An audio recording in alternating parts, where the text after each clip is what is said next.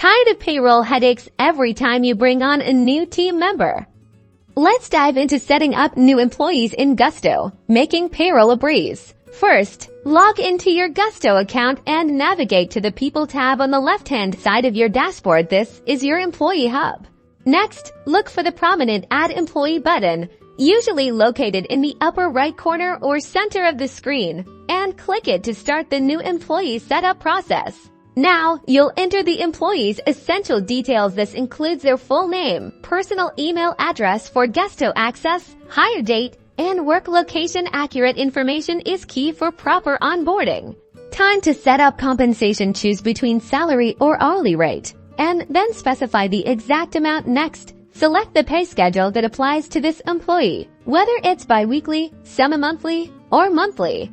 This is where you'll input the employee's federal and state tax withholding information, which is pulled directly from their W-4 form. This ensures compliant tax deductions. To enable direct deposit, securely enter the employee's bank account and routing numbers. Double-check this information to avoid any payment errors.